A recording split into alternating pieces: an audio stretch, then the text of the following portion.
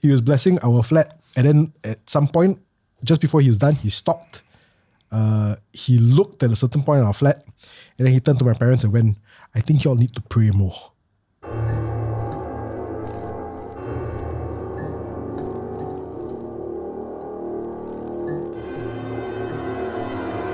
And we are not live. 2026 edition. Ooh, yeah, January 2026. Yes, it is the 13th of the month, and that month is January. Happy belated New Year, everyone. Yeah. How's 2026 been treating you so far?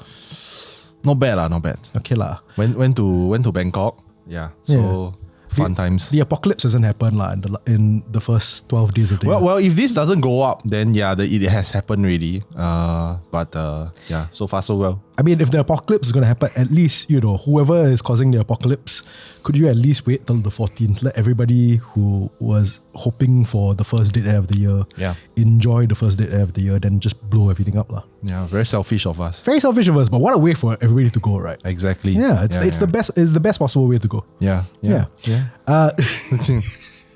All right. We hope that the new year has been treating all of you well. Yeah. Clearly, it's been treating us very well. Even you younger fans who have had to drag yourselves back to school. Yeah. Although to be fair, I might be projecting on them because I had to drag myself to school. Yeah. I don't know whether kids nowadays, maybe they're really enthusiastically going back to school. How when you were in school, did you like going to school or not? No lah, of course not lah. I don't know. You say of course not lah, but I found out recently kids nowadays, they're the ones choosing the tuition center that they go to. Oh, I mean, they have to they have to study what.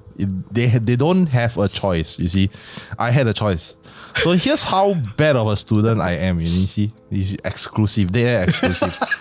So when I was doing my N levels, GCE N levels, for those who are doing the British system, you know lah. It's like the final exam in secondary school. Yeah. So when we were doing the N levels, I did not study for shit for a year. But kids, please study. But I was a really bad student, so I didn't study. Even for the N levels, all I did during that period, that 2 months for N levels was play Dota. And this was Dota 1, not Dota 2. So this was like the Warcraft era Dota. So every day after exams, I will talk to my team like, hey guys, tonight as in go home straight away, Dota. Didn't even study for the next day.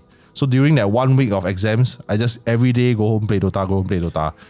Then I somehow managed to pass my N levels without studying.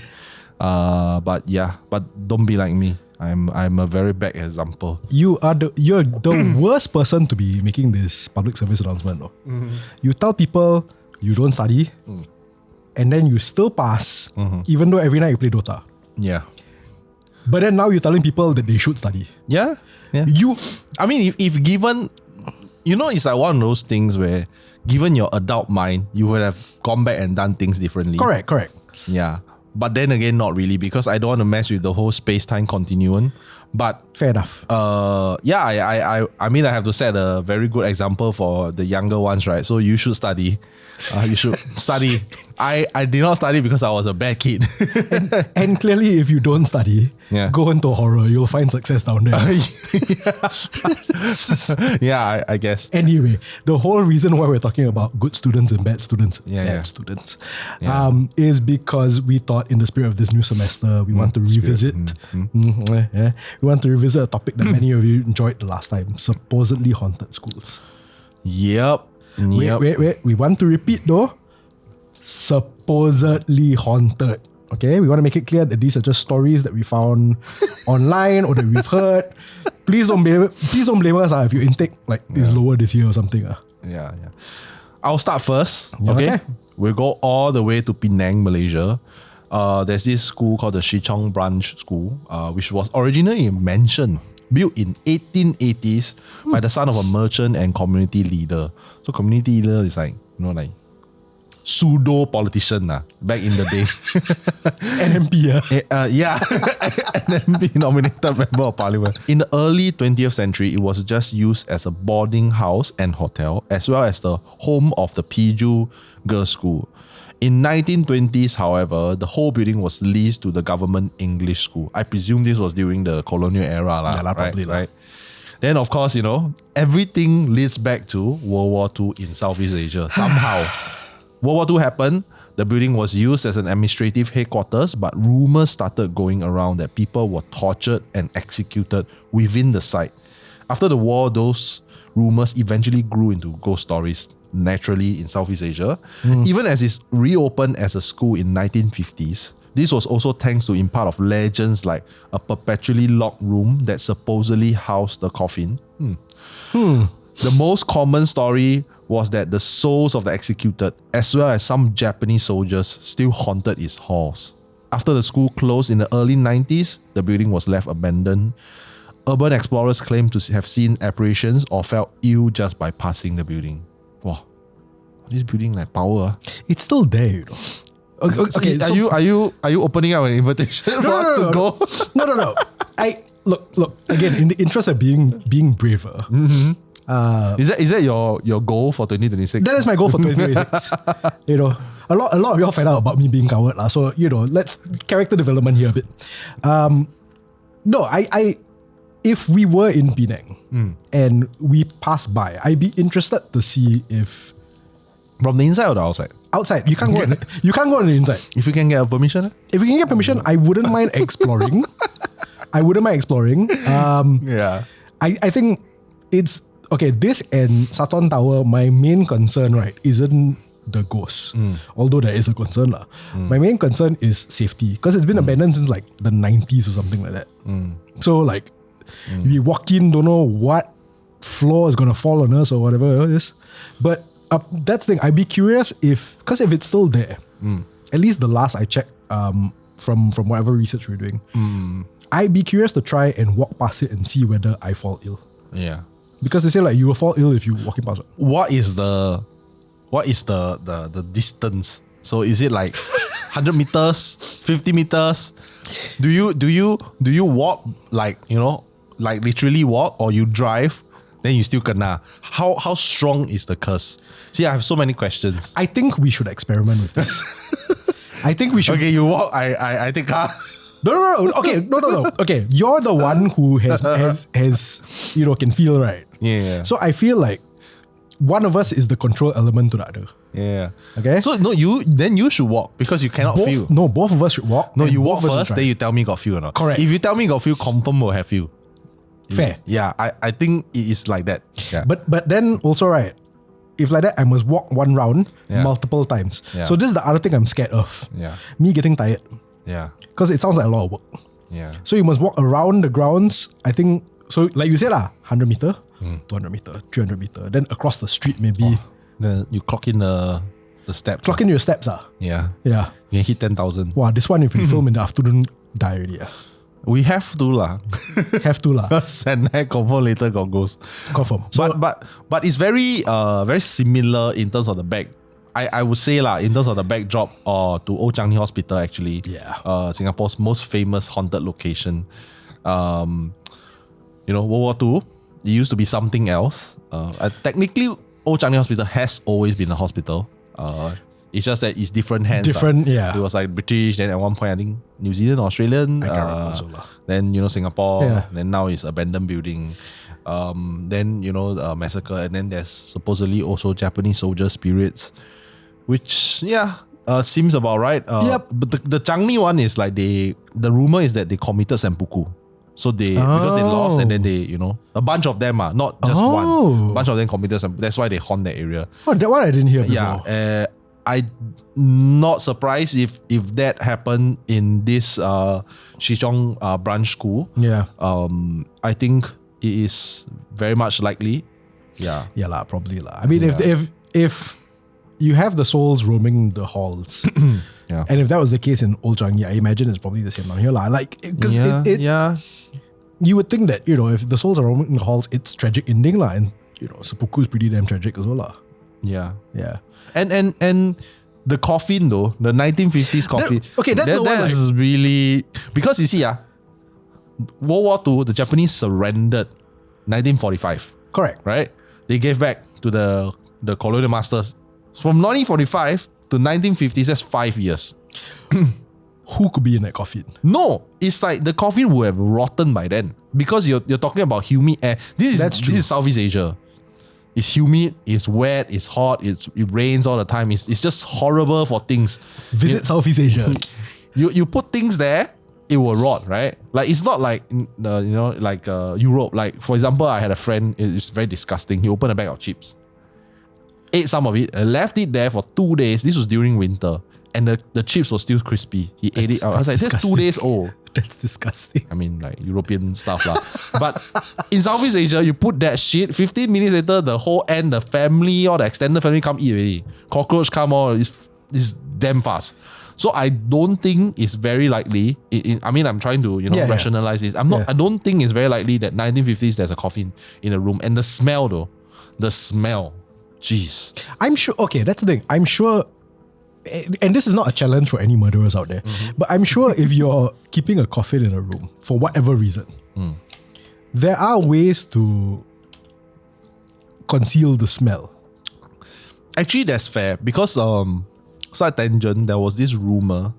I used to live in Bedok when I was younger, so there was this rumor. There was this block. If you know history buffs, you can find. I think it's real. I think it actually happened. There's this rumor that the Bedok North, there was this block.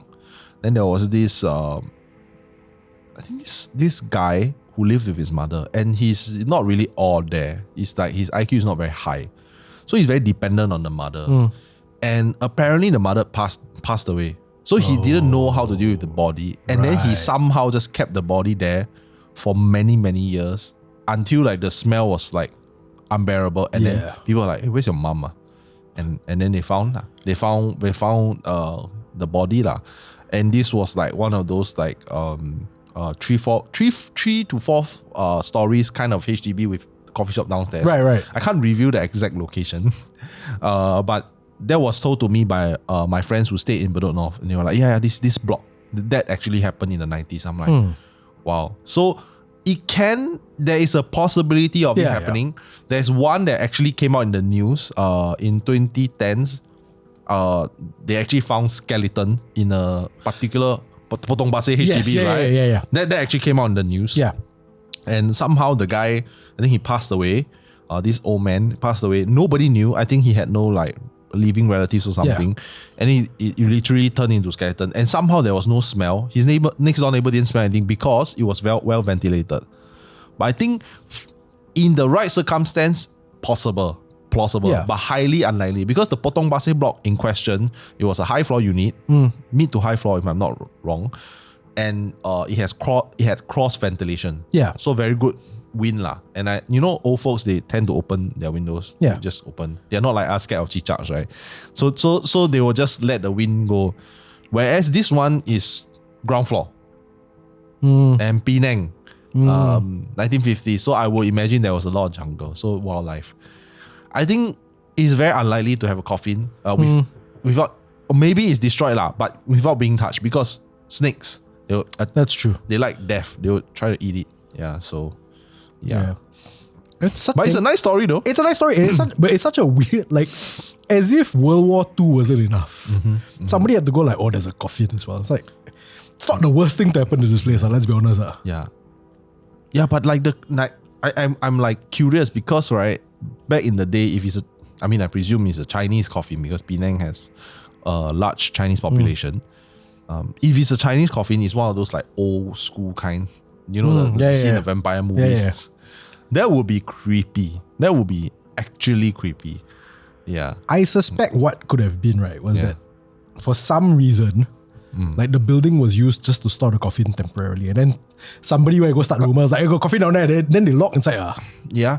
You know, like I'm looking at some stuff, right, that they were saying that about this building, right. Apparently in 2007, they tried to turn it into a columbarium. And people were like, no, you can't do this because it will affect the feng shui of the place. Oh, really?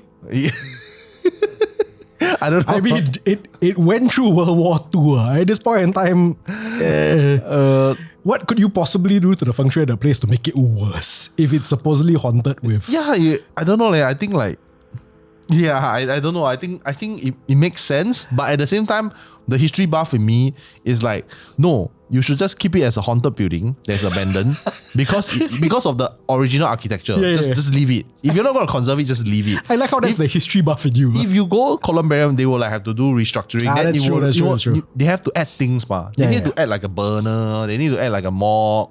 Then you will not look like that really.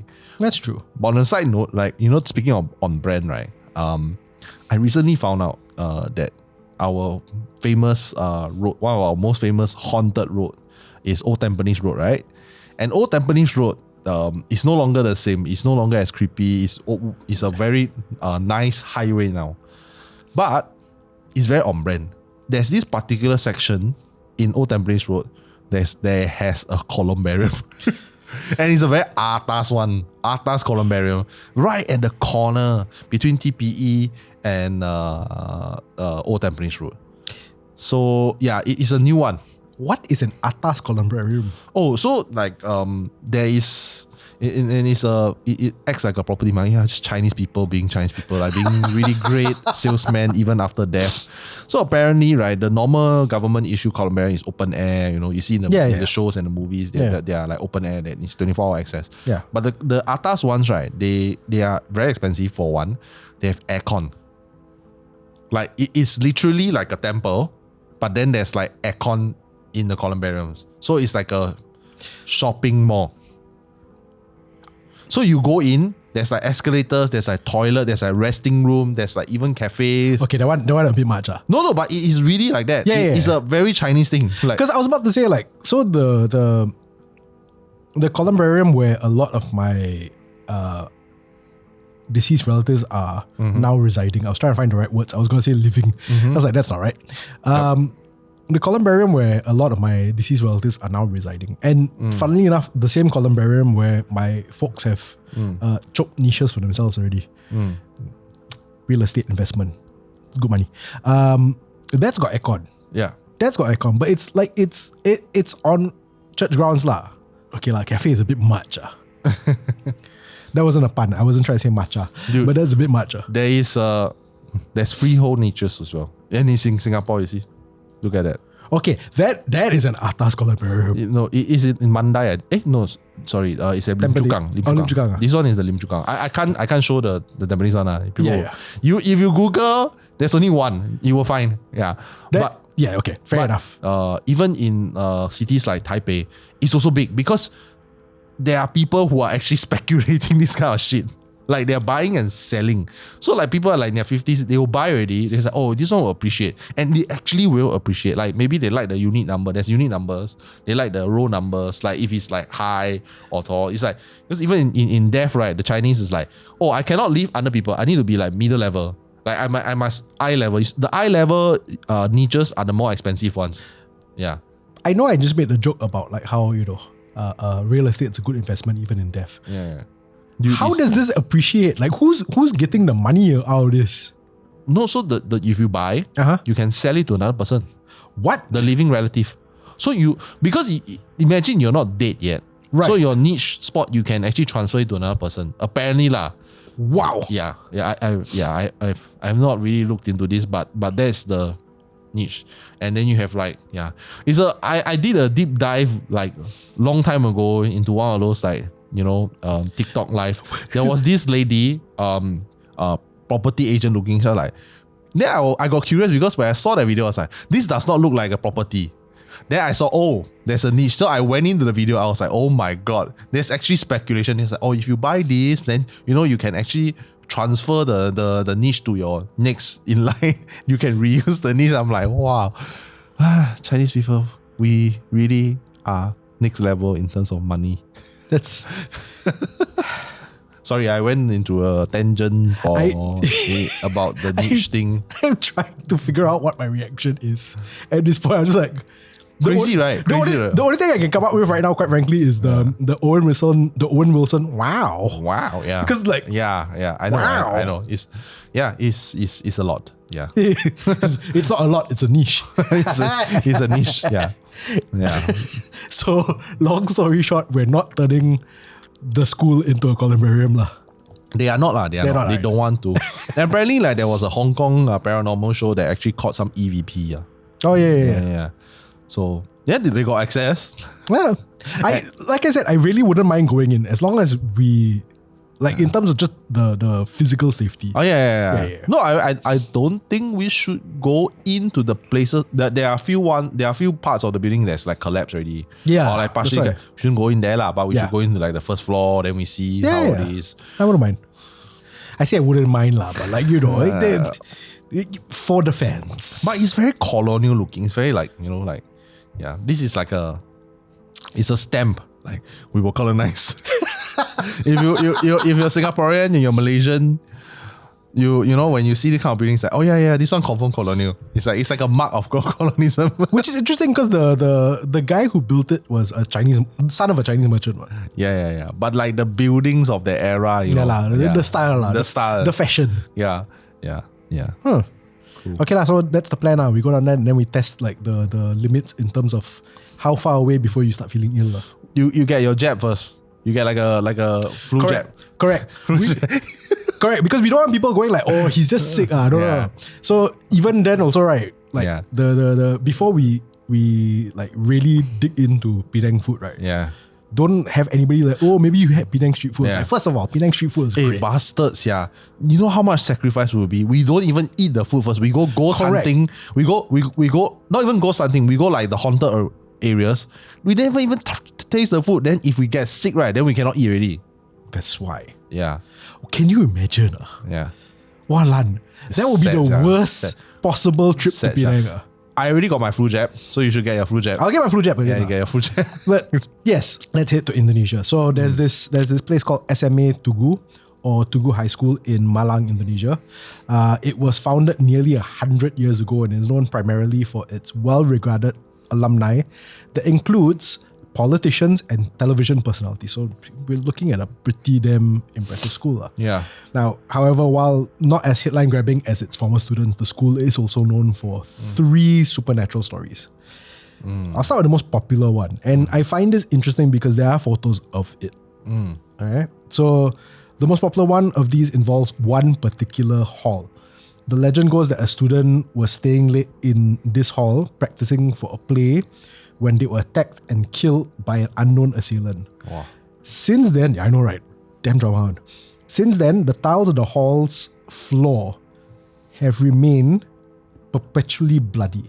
Oh. So my understanding of this is, right, they will try to clean it, but then there will be blood again. A lot of our research for this we had to go to news sites and websites in particular that were in Bahasa Indonesia, and clearly English already problem for me. So a lot of this has been translated. So I don't know if I'm getting the details exactly correct, but the sense I get is even when they try to clean the tiles, blood will appear again. And there's photos of it. So perpetually haunted and bloodied tiles. That's the most popular one. The other 2 is that a student has claimed to have seen a disturbing spectre in the school's dining hall as well. So while having supper late one night, this student said that they saw a headless spirit just walk right past them.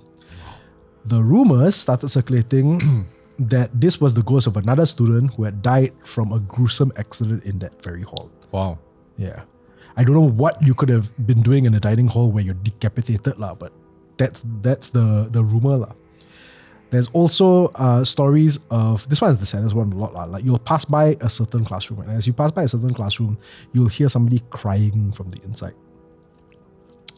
Nobody's seen anything in that classroom. They just hear the phantom crying. They open the door, they see nobody inside. It's been said that this is the spirit of a student who had taken their own life within that classroom, and the spirit is like crying before they take their life. So those are the 3 biggest ones. I have to say, and I understand why this is the most popular one, the perpetually bloody tiles. That's creepy, especially since there's photos of it. And it's not like, granted, you can probably stage the photos, but like it's slightly easier to stage. I don't know why. For me, I find that a little bit creepier because it's very clear, as opposed to like, or you see one shadow in the background of a photo somewhere. It's like, could it be a ghost? We don't know. So it's very clear it's blood, or something that looks like blood. Blood is very hard to clean up. And do you know like roughly when did this like murder happen? I can't remember. It's been quite a number of years. Yeah, the websites that I went to, it's one of those things like somebody commented about this in a previous video of ours, and I don't entirely disagree. It's one of those things where like there's no particular year, like there's certain details that are left out, and you can never find like the particular year in which these things happen. So it makes it a little bit like it falls a bit more into the realm of urban legend. Yeah.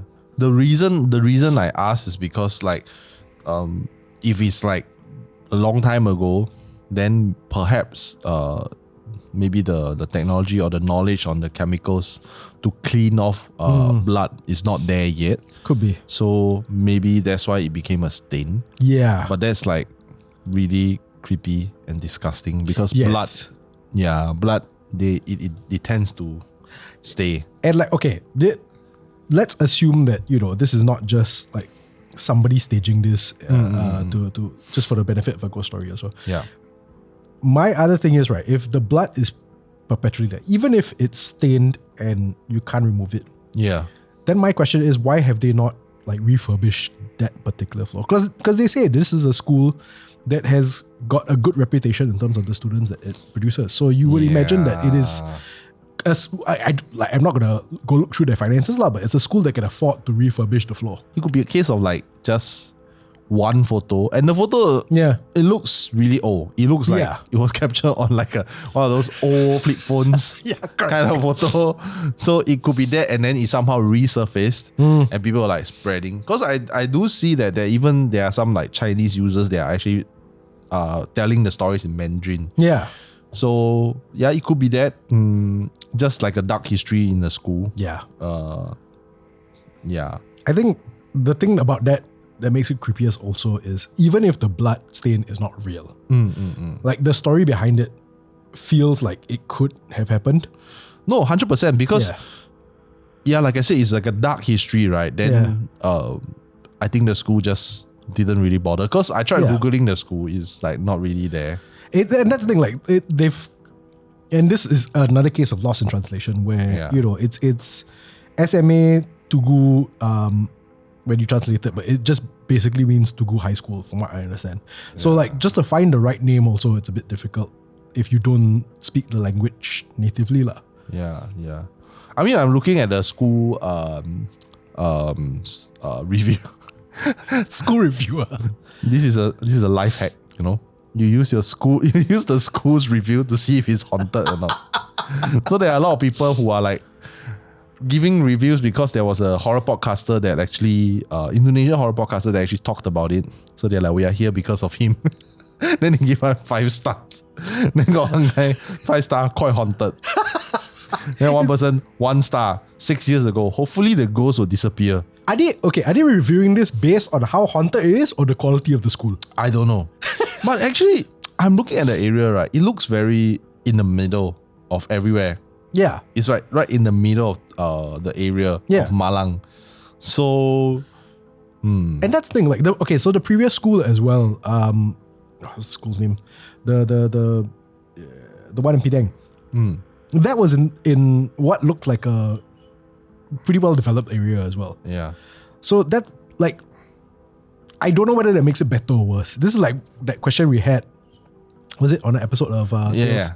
Would you prefer it like, Ulu somewhere, or would you prefer it not as Ulu lah. Yeah lah.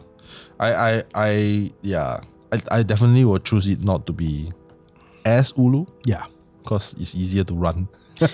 Correct. Yes. Yeah. It's right next to the train station, actually. Right next to Malang train station. Oh, we will have a story later on about schools located near train stations, but we'll get to that in a bit.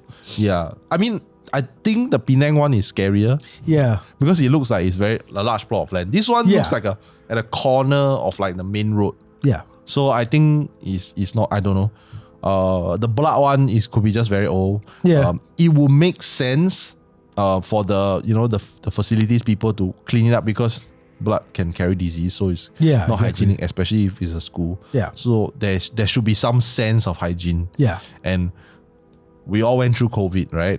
Well, so COVID was a very good chance for people to do deep cleaning. Yep. So Yeah, actually you know what? I'm gonna go with that. Like maybe they didn't find out until like, oh, this particular room had this blood stain because of the murder. So now COVID, we need to clean everything. So let's just clean everything. I don't know. Like it could be one of those things. See, that would be scarier for me. Yeah. If they did like full, it wasn't just like, oh, we tried. We did deep cleaning, like post COVID, and then the blood appeared again. I was like, okay lah, this is definitely not COVID then. Okay, do you believe in that? What? Do you believe in that? Like you clean already, then the blood come back. Do I believe in this particular instance? No, like the idea of it. Okay, there's the flip side of this where it's the same notion, but like you've seen, and I won't get into like which specific religions, but there have been religions where, you know, their statues will cry or you know. Oh really? Yeah, or bleed or something like that. And at some point I must have looked up the reason for it. And I think there is a particular reason for it. Like it's not, I don't think it's the scientific reason is that it's not tears or blood. It's just something to do with the material that they use for the statues. Yeah. So if you're a more religious person, and in all fairness, I am not the most religious person in the world. But if you are a more religious person, you know, you could still take that as a sign, even with the scientific reasoning behind it. Like there's a reason why it looks like blood, even if there's it's the material this, material that. But yeah. So do you believe in it? Do I believe in it? I don't. Yeah. I will go back to I still remember when we first started doing ghost maps, people asked us, oh, do you believe in ghost stories? And my answer, my very PR answer was, it's not important whether I believe or not, it's that these stories matter. And I think that really does apply in this instance. So I don't believe in it, but I also think that the legend that has come out of this is stronger than any you know, factual reason. You can give it factual reasons and everything, but I think like the fact that, you know, this story is the most popular ghost story about this particular school, there's a reason for that lah. I'm not gonna give the PR answer lah. He has done it already, so I will just say it's bullshit lah. Yeah, I don't. Sorry, I don't believe in it. Like unless I thought you were the bigger believer than me. I am a believer of the supernatural, but I do think that sometimes the physicality of it, unless it happened right in front of your eyes, like you wipe it off with hydrogen peroxide, like you clean it off, then it come back. Then that one I believe lah. But if you like clean it off, then it's gone. Then there's no way it will come back because physical. And then it also ties back into the understanding of supernatural. Because for my understanding of the supernatural, for entities to conjure things physically, it takes a lot of power on their end. And I don't think it's that haunted. It is haunted, probably like, you know, like by a few small ghosts, but it's not like demonic level. Only demons, in my opinion, can do that. They can conjure, or like a ghost that's been around for centuries. They have enough power to change physical manifestation. And this is in line with what the paranormal investigators have actually investigated. For them to make change physically, it takes a lot of power. And I don't think that is possible with just one murder. Okay. Then I have two follow-up questions then. My first question is, you said like you will believe, but there's certain like it's situations like this that you don't believe. So what is the key difference for you where you will believe something versus you won't believe? I mean, if you tell me the place is haunted, I will say, oh, okay, I believe you lah, based on what you say lah, or like based on whatever's out there, right? Like the history and stuff. But if you tell me, oh, it's so haunted, right? The blood will come out again. Then I'm like, bro, I think that's a bit far-fetched because there is still some physics that we have to, you know, follow, right? So you will bring in the certain element of science before. Yes, of course. Like that's why kids, you should stay in school, right? Wow, so look at this. Look at this, man. Like you have to study. You need to understand science so that even the heebie-jeebies, you will like, actually maybe not ghosts lah. It's just me. Like the whole you say the religion thing where, you know, the statues were, I mean it happens on the Chinese side also, like it bleeds. But at the same time, people can actually, if you look at science, physics, it could be the material, like, or maybe the sun, the humidity. Yeah, it's a few different, a lot of reasons why I could, like, even the story, the tragic story of the old man dying alone in Potong and nobody found his remains years after. That is the right place at the right time. Nothing to do with the supernatural. Yeah. So I'm not trying to say that I don't believe. I'm trying to say that a lot of the times it's a bit of a stretch. It's a bit of a stretch lah. Yeah, like that's why, it has always been spiritual, not physical. Can you imagine ghosts can actually do physical harm to you? You know how disruptive that would be to our daily lives? So I feel like because I believe in the supernatural, so therefore I scrutinize it even more because I understand the rules of the universe. You say that it's highly unlikely that this place has a demon strong enough to... Yeah. Why do you feel like this place doesn't have... It won't have a demon that strong? First of all, it's not a religious place. Right. Okay. I don't know. I could be wrong. Forgive me if I'm wrong. I from what I read, I don't think it's a religious school. But then again, Indonesia is a majority Muslim country, and it is a little bit more religious than our other neighbors. So that could play a factor. But being religious, shouldn't it protect you from demons and entities more? And usually demons, they stem from like something that is horrible and tragic, like a mass murderers. And I'm putting this based on my own experiences, and not that I've experienced a demon but like my own experiences in consuming the content from both East and West.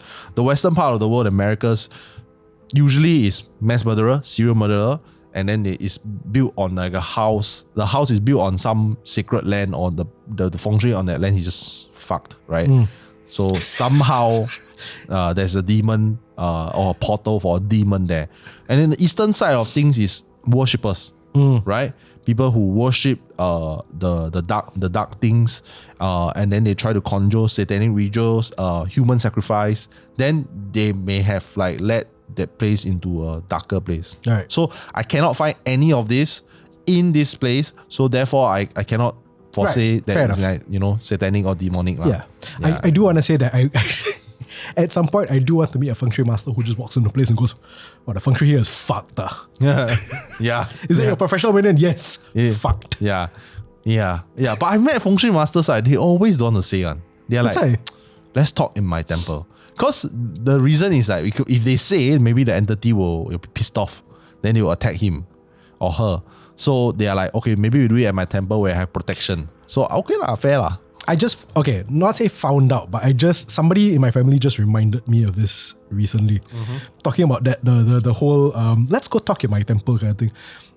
Slight tangent. So in one of my previous flats that I was staying at, my parents raised Catholic, so they brought in a priest when we moved in to bless the house. I won't say where it was, and I won't say which parish this is, just to respect the priest's level of privacy lah. Because this priest was, the rumor that we had, I don't know how true it is, the rumor that we heard was that this priest was a priest who was trained to be an exorcist. So we imagine that he's, my presumption is that he's a bit more sensitive to otherworldly elements lah. He was blessing our flat, and then at some point, just before he was done, he stopped. He looked at a certain point in our flat, and then he turned to my parents and went, "I think y'all need to pray more." And I was like, there's two ways to take that lah. A, considering who this priest is, the thought is, oh, did he see something? Yeah. The other aspect of that is, maybe he went to my room and saw all the nonsense on there. He's like, "Your son ah." Wait. It was at your room? No, it wasn't at my room. Whose room? He wasn't staring at a particular room. The weird thing is, when my family like relates the story back, I don't know whether they're remembering it correctly. A lot of caveats on here. Yeah. But how they seem to remember it is that he was staring at our altar. Oh, okay. So it could have been he was like, he saw something, or he could have seen the altar and went like, "Okay lah, your altar very nice. Maybe you all should pray more." Maybe he meant nothing out of it. Or even worse, he could have just seen my room and went. But he was serious, right? He serious lah. But then this priest, it's not like he was a nice guy, but he was a very prim and proper kind of priest. Like a stern person. Not even that stern. He was just like serious. Serious, yeah. He was a very. Would you say that he reminds you of an officer? Like a warrant officer, like no bullshit on. A bit, actually, yes. Yeah. Okay, it's one of those lah. But not the kind that will like look for reasons to tekan. No, but like he's just very serious. He's very serious, no bullshit on. Yeah, correct. Okay. Yeah. So like, I always joke like, oh lah, he probably saw all the posters of the bands I was listening to when I was a teenager, then thought to himself like, y'all you pray for your son. Is he the kind that like you cannot listen to radio because radio was... No lah. No. Then okay lah. He's a very... Granted, the posters were somewhat questionable. Yeah. Teenage heavy metal fan lah, so it doesn't help lah. Okay. Okay lah, maybe you're not heavy metal lah, but metal lah. Yeah, I have a follow-up question for this story. I think if lah, like, is there a way for the priest to see in your religion? Is there a way for the priest to see if like the cross is there's power in the cross or not? Are they able to see if there's light in the cross, or like, because the cross sometimes they got the God, right, or it's just a pure cross, right? Okay, so, and please correct me if I'm wrong. Like I said, I'm not the most religious person in the world. It would be really funny if my mother starts commenting in this because she's way more religious than I am. My understanding is, as long as the cross is blessed by a priest, then it has the power of. I'm trying not to sound like, the power of, but it has the power. It has the power of God within it, or it is blessed with the power of God, basically. Okay. And in your house, you're growing up, your house gets blessed regularly lah. No, just once we move in. Just once, the first time when you move in lah. Yeah lah. So my theory is that maybe he saw there's not enough light in the cross. Maybe he because he's trained to exercise, right? So maybe he was like, okay, this one not bright enough. Like the cross got no power. Like I need to bless it again to make it powerful. Or you need to pray so that the power of God comes to the cross. I somewhat agree. I don't think it's the cross specifically, because my mother, like I said, very religious person. She will get all the items at the altar blessed. So, they will all have been blessed by a priest already. So I don't think, if there was an instance of maybe this place needs a bit more light, he might have been staring at the altar, but he might have been thinking of somewhere else lah. It could be, but yeah, I think it's either he thinks that there's not enough light in the holy object, like you could use more light, and that could be done with his blessing plus the praying lah. Yeah. Or he actually saw something in your house. I think it's more likely that he saw the second one. Because that's the one where, when we depicted in Ghost Map, the crow tore apart the bird, which is that's like really screwed up. Yeah, that's the one. And that place, Lorong Asu is I wasn't going to say the name of the place. Dude, we said it in the Ghost Map episode already. We already said it in Ghost Map episode. To be fair, also I didn't say which parish that he came from. Yeah, no, but I'm saying like Lorong Asu, like the area we said it in Ghost Maps. Yeah, so people know that it is Lorong Asu. Yeah, to be fair, we had moved to that place from a different neighborhood, so I will. And it's a resale, right? Yes, it was a resale. I won't say which parish. You won't know what kind of house you buy. Exactly. So yeah, and it was interesting because like our neighbors, lovely family and very very good and wholesome and very religious as well. So 100%. You get good vibes from that neighborhood. So for the priest to like, or at least I got good vibes. I don't know. But for the priest to like randomly stay somewhere and then just go, y'all need to pray more. I was like, But I feel like, this kind of thing is like, that's the very amazing part about people who are so focused in one thing. Yeah. So for example, and it's not just religion. Like for example, would you debate a professor whose whole doctorate thesis is on ants? You wouldn't, right? I mean, I would lah, but my debate will just... You will fall apart lah. It will fall apart very quickly. It's very hard to fight their knowledge because that's all they do. And I feel like religious leaders or people who are ultra religious, they do this as their job. I think they are so akin to that. They're so close to that religion. It's very easy for them to see evil. Whereas for us, right, regular folks are like, just living life. Yeah. We're just thinking, what am I going to eat for lunch? We don't think anything else. Then we may have, come across this kind of thing, and then we may not think much of it, but the ultra religious person will actually see it and like, actually this one is something wrong. Yeah.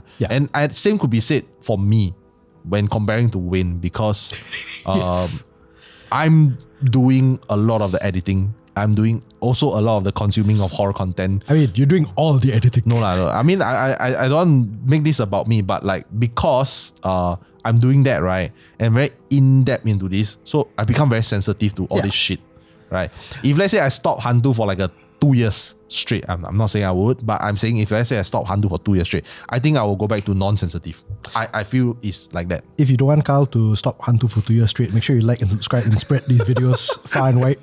He just threatened I'm not threatening, I'm just saying.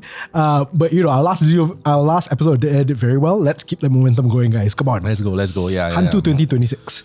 I see what you mean. And also, just the last thought about this is that, like you said, you're the one that's editing all the stuff. You got your headphones on and everything. Yeah. So, whether or not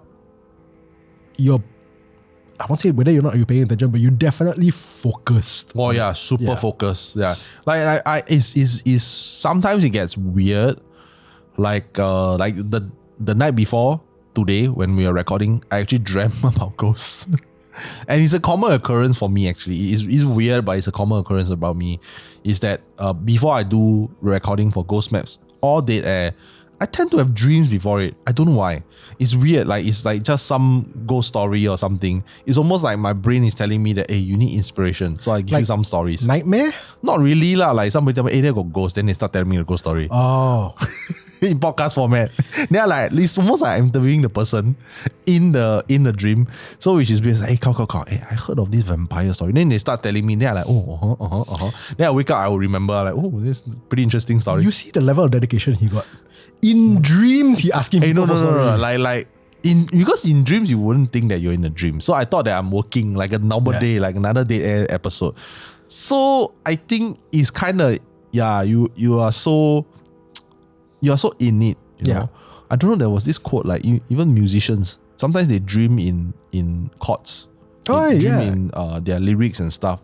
Yeah. That's inspiration. I don't know. It could be. If you really want to be like, the world and spiritualism, you can say that it's a alternate version of yourself in another universe, experience this thing, and then someone transfer. If you watch Peacemaker season 2, and then you will see the doors, or you watch, Doctor Strange multiverse of madness, then you know the whole idea of multiverse, which is like another episode to get into. If you want us to talk about the multiverse, please. I think any ghost stories multiverse. I don't know. I mean, you just die lah. Yeah, I was about to go tell us in the comments. And I realized according to evil Doctor Strange, if you dream that you die, you fall off a cliff, is your other self throwing yourself off the cliff lah. Like, I'm like, wow, that's really messed up. That's quite dark. Yeah. All I can think about when I dream about falling off from a high place is that feeling where your legs go like gah. Yeah. Wow, I hate that feeling. I hate that. Yeah, I hate that. Anyway, we've gone on some serious tangents now, but that's why you tuned in, correct? Okay, so the next one is also very tragic and pretty gruesome for the story behind it. So this road, right, actually runs along the Chinese University of Hong Kong. It's said to be haunted by a faceless ghost of a girl with long braided hair. So imagine, right, those like old school Chinese braided hair. Those are village girls. Yeah, so that kind. And it was said that she tried to sneak into Hong Kong from mainland China to be with her lover by hiding on a train carrying cattle. When the conductor caught her though, she leaped off the moving train and her long braids got caught on the train door or the tracks, ripping off her braids off her scalp, disfiguring her face and ultimately killing her. So the location of her death, near the train station that's not far off from Chinese University of Hong Kong, of course. And then the urban legend says that the girl targets young men walking alone, damned to forever search for the lover with whom she was never reunited with. Oof. Wow, wow, I can imagine that. Yeah. That part for me is just like, I have to say this is quality ghost storytelling, this one. Yeah. Because it's very descriptive, right? Very descriptive is one thing, but also like you've got the gruesome idea of like it ripping off her scalp. You've got the classic like faceless ghost, and then you got like tragic backstory. Yeah. It's like I want to feel for you, but also I will be frightened for you, but also I feel bad for you because of all the stuff that you went through. So apparently there's another story from Chinese University of Hong Kong. So it's about oxtail soup. Wait, is it the old university or the new one? So everything is set. Everything is set in the new one. Yeah, Okay. So everything after 1960s is the new campus. Right. Okay. So there's another story that involves oxtail soup. So this one is creepy. There was a male student who lived on the first floor of a certain dormitory of the Chinese University of Hong Kong, and his girlfriend lived just a floor above.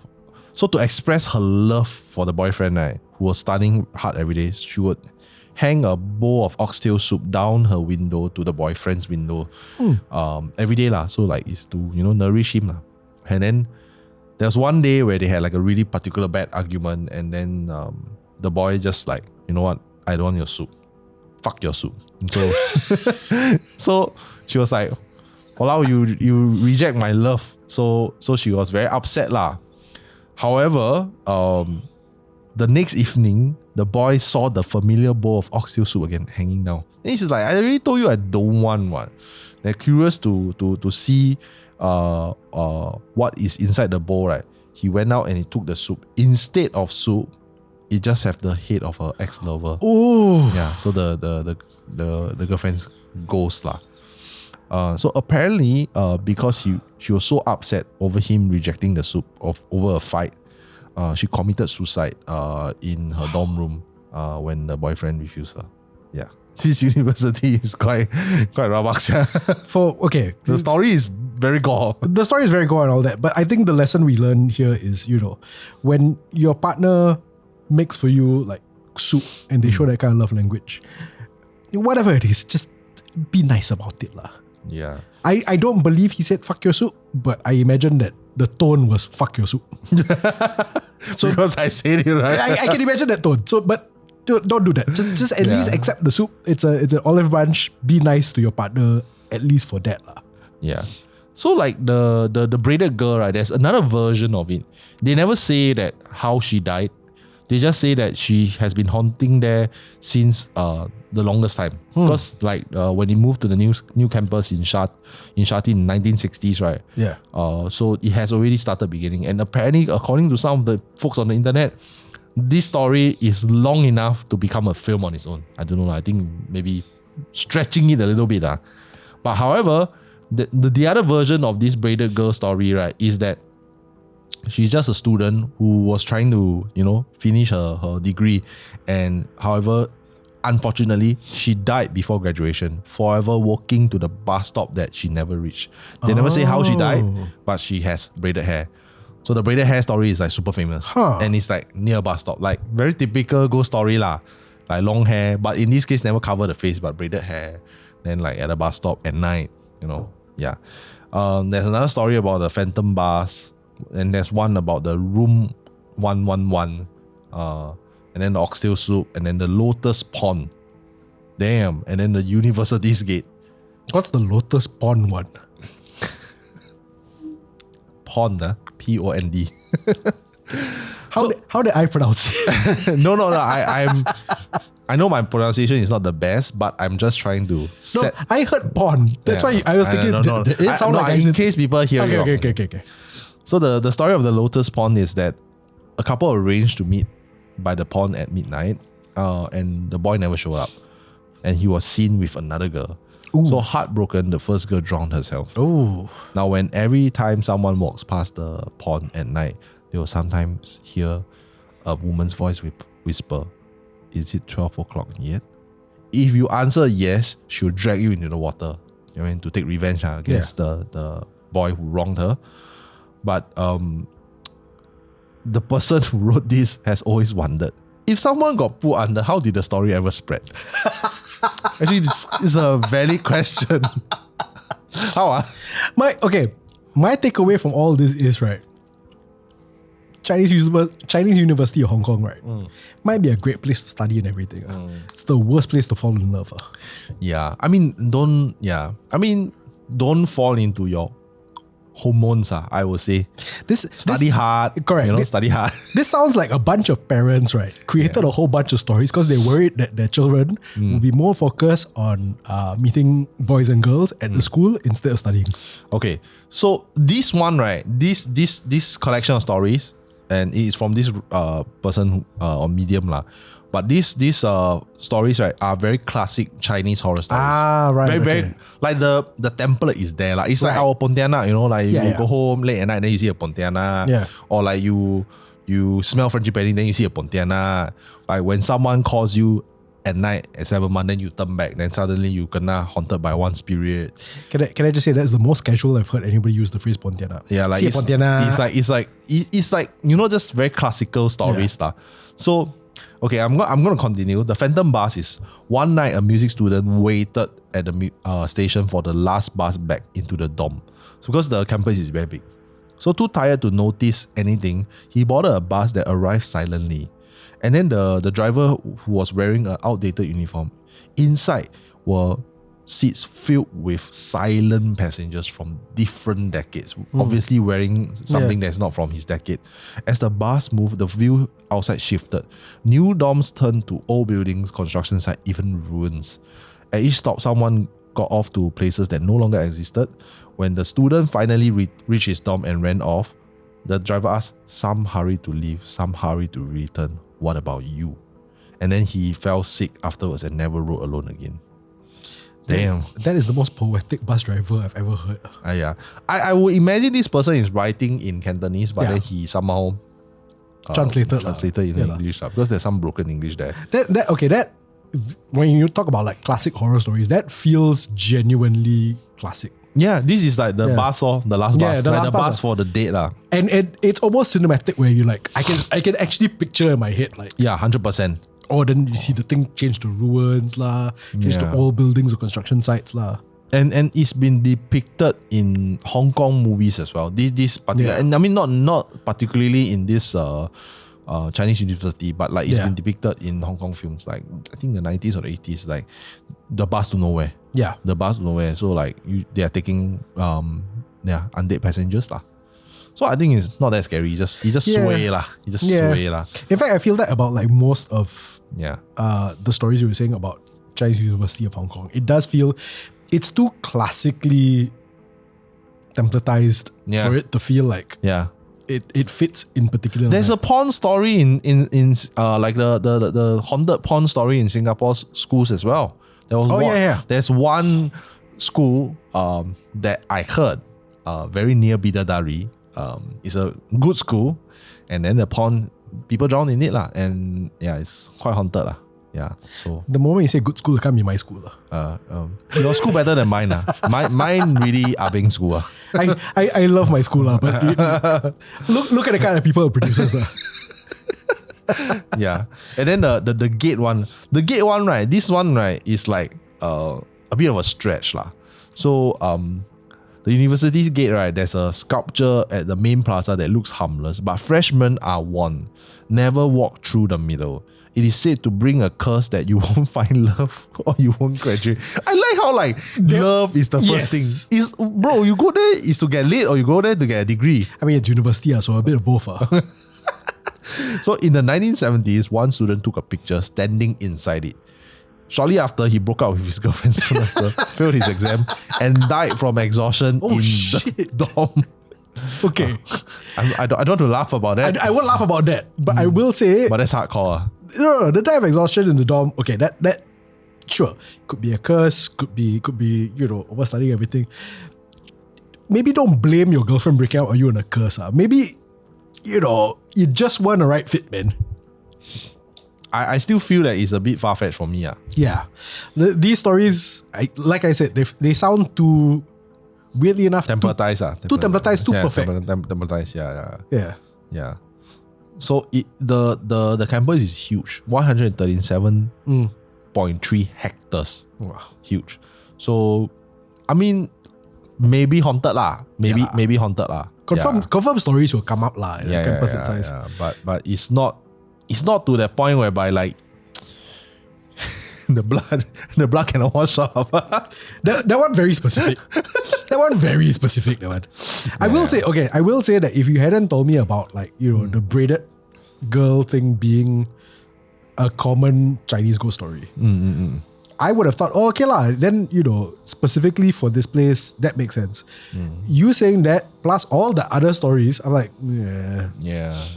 Does it feel? It feels more urban legend than like something that could have, some basis in the supernatural. Yeah, but I always love a ghost stories from Hong Kong. Yeah, I love ghost stories from Hong Kong.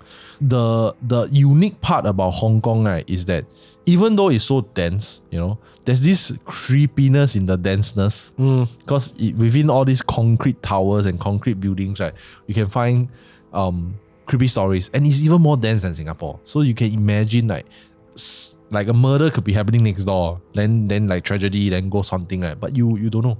You don't know. But then you want to switch things up, right? You go to the rural side of things like Sha Tin. Like one of our earlier episodes, we actually talked about one haunted hotel in Sha Tin, right? Yeah. You can go all the way to new territories and you can get that. You get best of both worlds. So I feel like it's very special, the kind of ghost stories that you get from Hong Kong. Yeah. So next holiday, you're going back Hong Kong, right? I haven't been back for a while already. Yeah, that's why I was thinking. I want to, but I don't have any reason to go other than the food, to be honest. Ghost story, yeah. Ghost story. You go with me? Can. We'll see you in Hong Kong 2036. Come on, Hong Kong. Give us a reason for HANTU. Give HANTU a reason to visit Hong Kong. Aside from the food. I would love to. Yeah. I would love to. Yeah. Okay, so now we're going to head to the Philippines. Yeah. Specifically, we're going to be talking about the University of Santo Tomas. This university is old. Old as balls.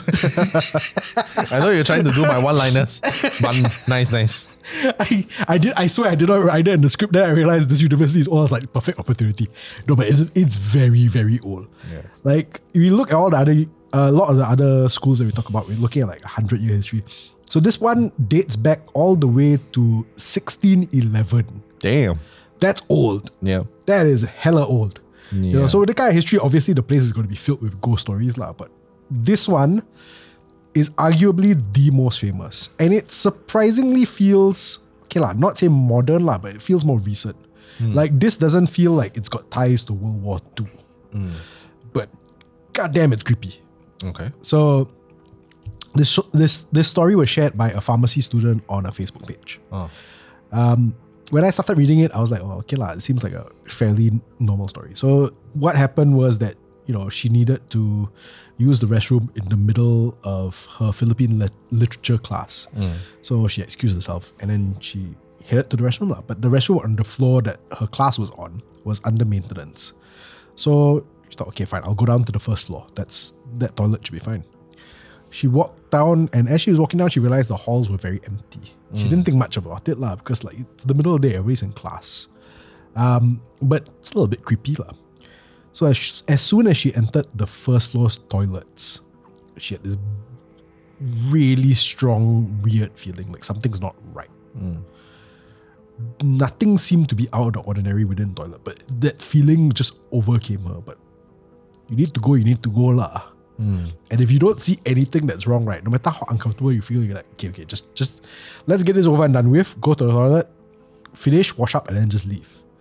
So she put on brave run. She entered the first stall. So while she's relieving herself, she heard the voice of another girl chanting like a very creepy lullaby. I will attempt to do some voice acting now. I cannot guarantee you that this will make the story creepier. It might make it a bit funnier. But it's just the sound of a teenage girl just going, Olay, Olay, Olay. Yeah, see? Didn't work, right? This is why I am not the voice actor for Ghost Maps.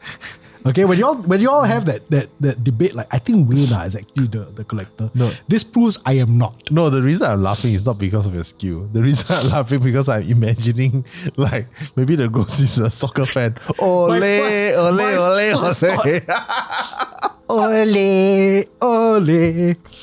So okay, that's the thing. So like student naturally freaked out. So she finishes quickly. and tries to leave. You know, because it's creepy. Maybe she's not a football fan also. She tries to open the door. The door is stuck. Like something is pushing it back. So she starts praying. She's freaking out. She's panicking. And she starts praying. And while she's praying, right, the voice keeps chanting, Olay, Olay, Olay, Olay. Like that over and over. And, you know, so like after a while, somehow, maybe because of the prayers, maybe because she's so freaked out, like she gets supernatural strength or something like that, she manages to push the door open and she runs out. She runs out, she sprints back up to the 3rd floor where her class is, and then she comes in and she looks like she's been through shit lah. So naturally, like her classmates and the lecturer are like, what the hell happened to you? Why do you look like this? Like you just got into a fight or something like that. And she basically told the lecturer what happened lah. She told the professor, like, went to the toilet, the chanting and all that. Then the professor looks at her and the professor starts to get freaked out. And he says, you know what Olay means, right? Olay means look up. So something was above her that whole time and trying to get her to look up. Yeah. Now, here's the thing. This story is repeated a number of times on a few Reddit threads. I saw it on Creepypasta. I saw it on some other Reddit thread that wasn't Creepypasta. So it's been repeated a few times, which does kind of take away the sting of it. It's always more or less the same. The other thing is, right, and forgive me, I am not a linguist, so I don't know, I can't verify this. But from what I've tried to find out, Olay does not mean look up. It's just a Spanish exclamation like bravo or something like that. That's why the song.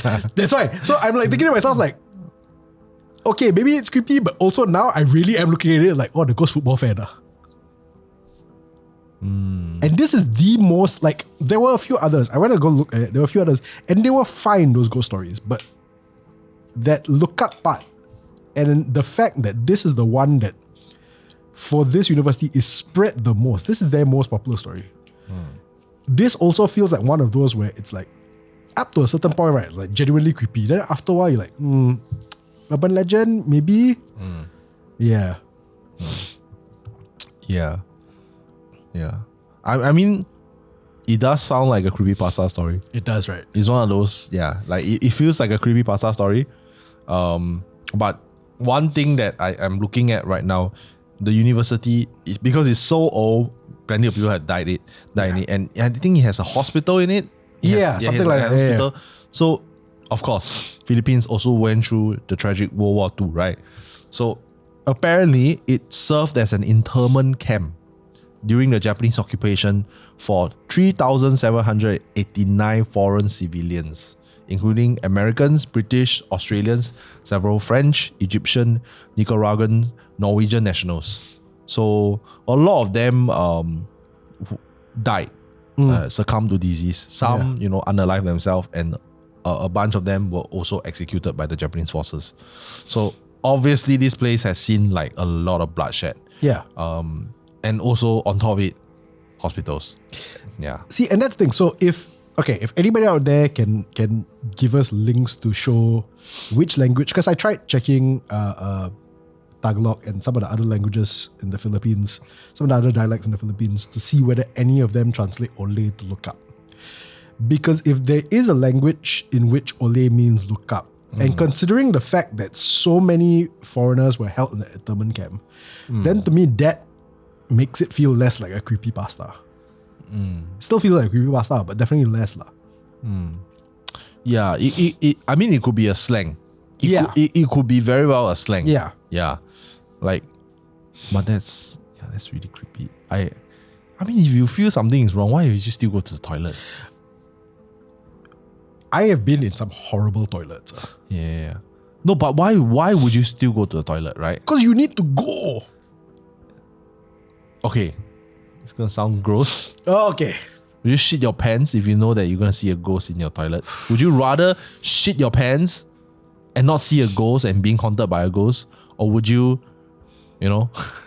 would you rather go to the toilet and be more civilized? I would see the ghosts. Yeah. But this is not a case of Wayne trying to be brave 2026. Yeah. This is a case of the ghost of shame is far stronger for me than any other ghost. Oh, okay. I much rather see the ghost. But what if there's a chance that you might die? Oh, I can shit my pants lah. I mean, if we're talking about death here, it's not just like... There's a chance 50-50. I would say it's a 50-50% chance. 50-50, yeah. Like you die from a heart attack, from being too scary. The ghost too scary. I'm not that old though. No, I'm not saying it's an old thing. You know, like people actually, they get scared to death, right? So maybe it's so terrifying. Like maybe it's So, I mean, you already know my answer. I know your answer lah. Okay. It would have to be like a damn strong feeling. Like so strong and so obvious, even I'm like, no. Then no, it's like you know that you will see a ghost. Like you already have the knowledge. It's like a spiritual master say, hey Wayne, don't go toilet. You need to shit, you shit here. In front of everybody, or shit your pants. Because the toilet got ghosts. the straight out the master tell you already. This is going to be the next time somebody asks me, Wayne, why are you so golden backside? This is going to be my reason. I'm going to tell people a spiritual master once told me, right? Yeah. If I go to public toilet, I'll see a ghost. Yeah. So that's why I can only go to 5-star hotel toilets and the toilet at home. Okay. Because I don't want to see ghosts. Okay. That's going to be my reason from here on. I would still... You're overthinking fuck this. It lah, I'll shit my pants lah. There you have it. That's our cold opening. Wayne goes, fuck it, I'll shit my pants. I'll shit my pants too. Anyway, if you on the way, you go there and then you see a ghost, you also shit your pants. That's true. So, very least you pee yourself. You know what? I'm going to cheat. If I see a ghost on the way there and I shit my pants, I'm going to scream and then fall to the ground and pretend I fainted. Yeah. So it looks better on you. So it looks better on me. So Wayne's greatest fear is that he get judged for shitting his pants. Correct. I mean, it's not wrong lah. There was a comedian, I forgot who said it. It's like, you know, shitting in your pants, right? It's only accepted in the first 3 years of your life and the last 3 years of your life. Correct. After that, right? Like people just judge you. What the fuck you're doing, mate? Why you shit your pants? Something has gone wrong in your life. Yeah, something has gone wrong in your life. So yes. Sorry for the gross story, but I really wanted to know. Okay, back to the story. Actually, there is another story that I just saw online that is regarding this this school, this university. It has a hospital. So hospital, you know, like some university, they have hospital so they can do direct attachment. Yeah. So this hospital is a very well-known campus ghost story involving a nurse intern on duty at the hospital.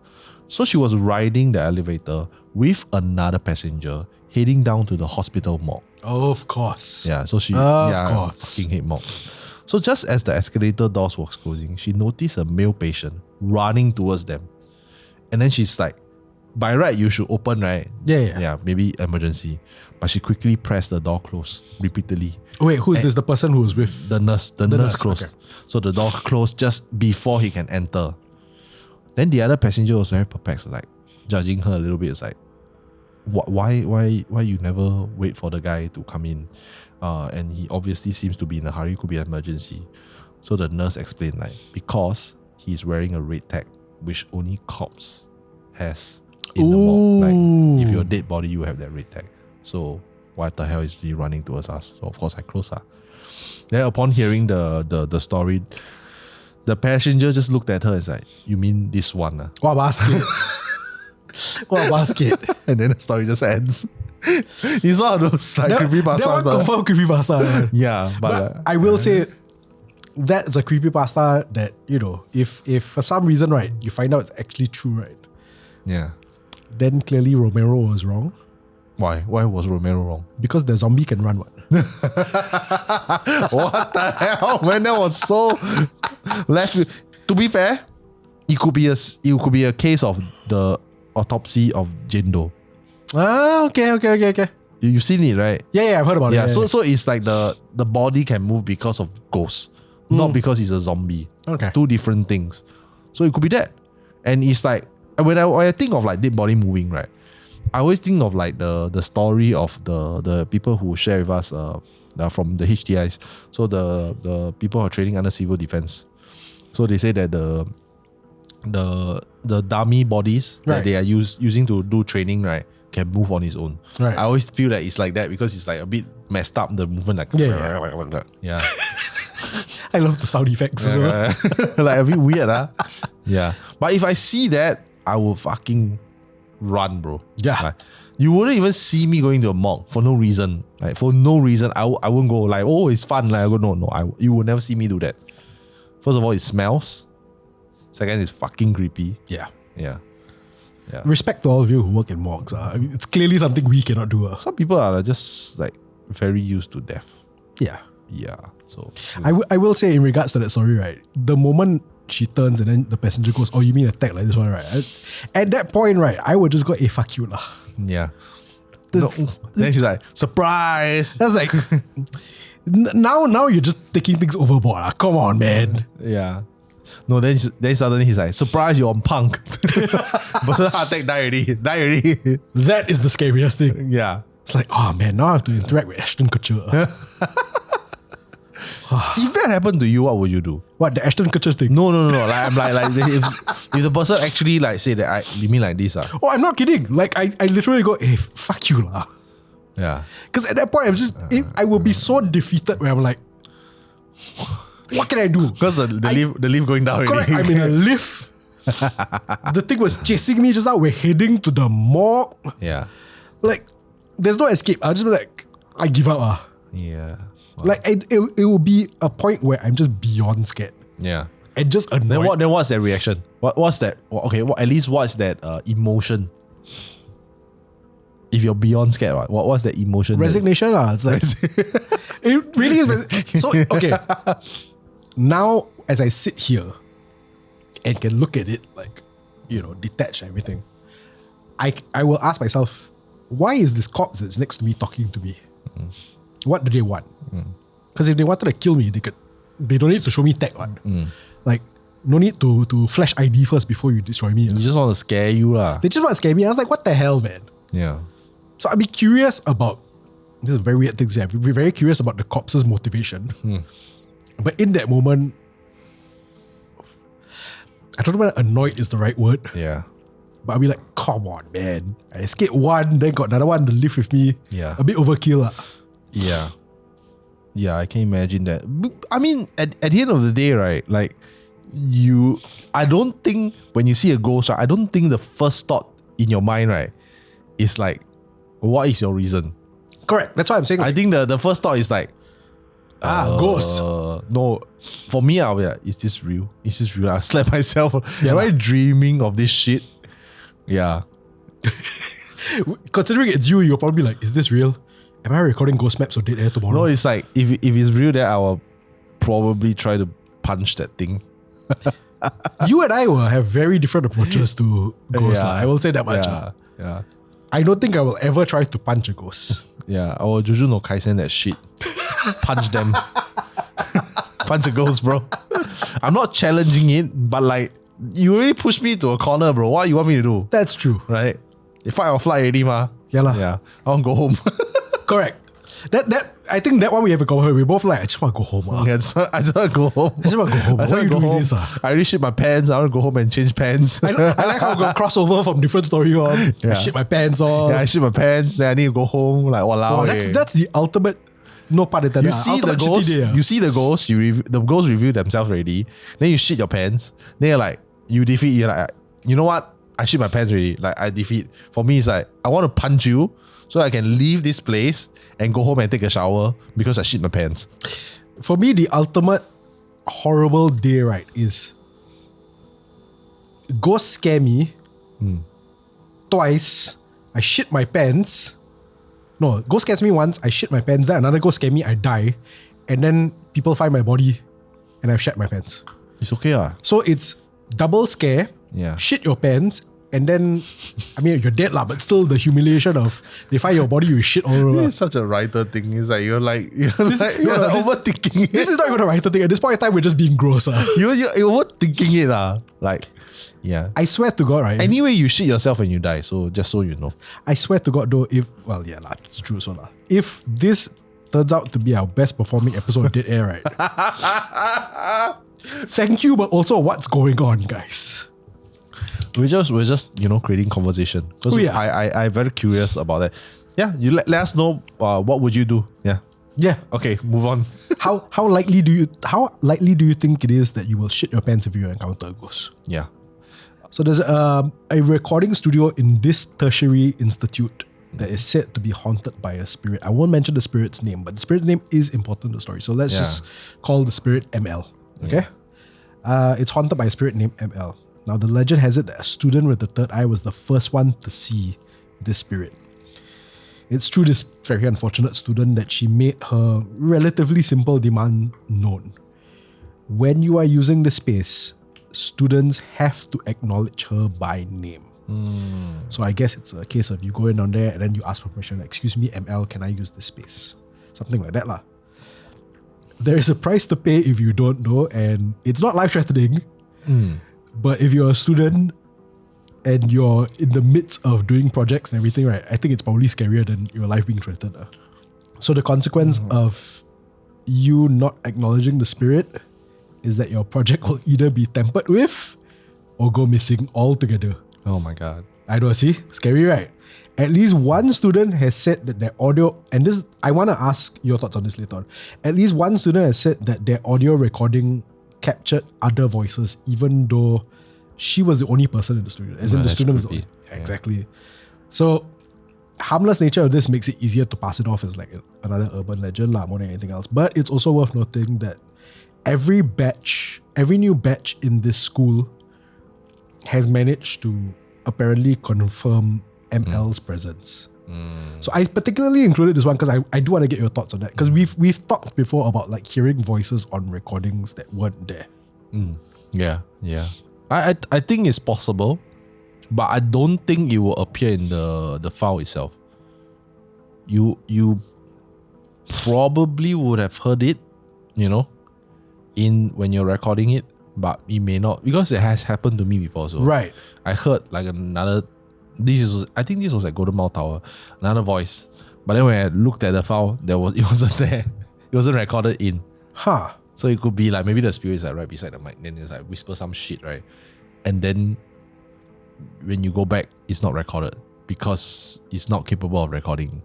Go back to my point, like they are not strong enough to conjure a physical manifestation, but they can disrupt signals. They can potentially hijack your recording session by making you hear things. It could be a case of like them making you imagining things. Right. Yeah. Anyway, when you're listening and recording, you're very isolated. So it could be one of those things where it is kind of like a byproduct of you being so focused into the voice. Right. So, okay. I wasn't planning to ask this follow-up question, but since that's what you said, right? Yeah. Controversial follow-up question. We've had a few viewers say that when they're watching Tales, they've seen a presence there. What's your thoughts on that? It's not so much a question, but what's your thoughts on that? Because like if the video can't capture them, how is it possible for people with the eye to see?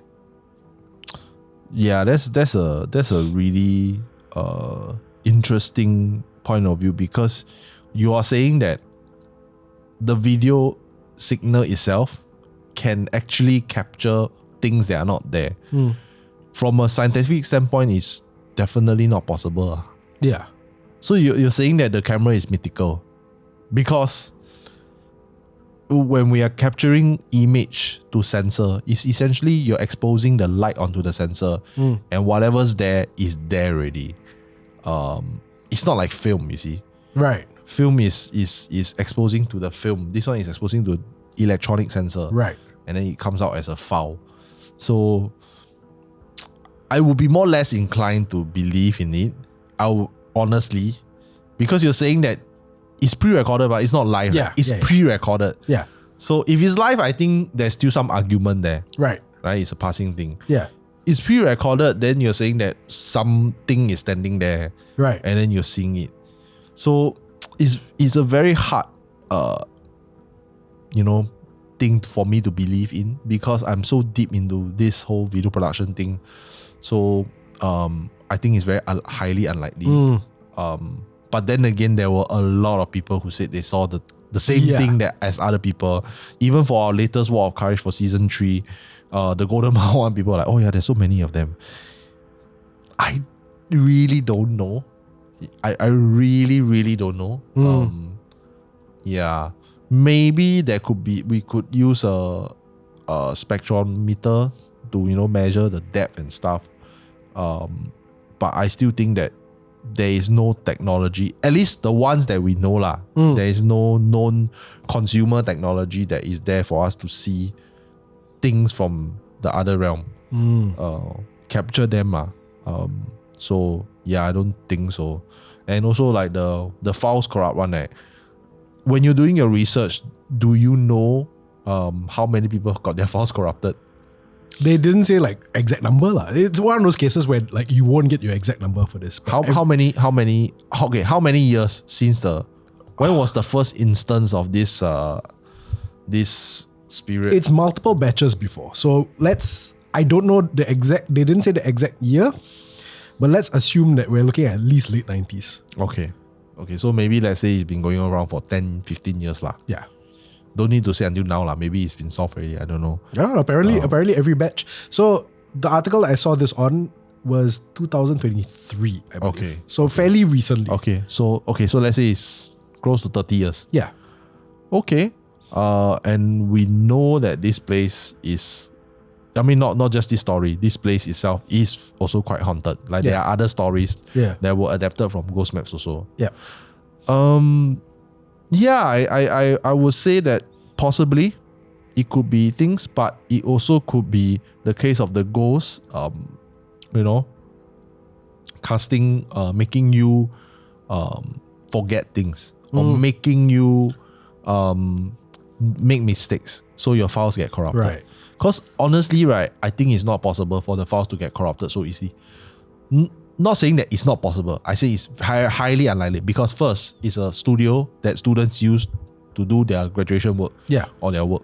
So it will be maintained. Yeah. And there, from what I know, there will be vendors to maintain it. Right. And if there's an issue, and I'm sure there is issue, let's say you are going to be late and then you confirm you blame. You blame, hey, the teacher, the machine spoil.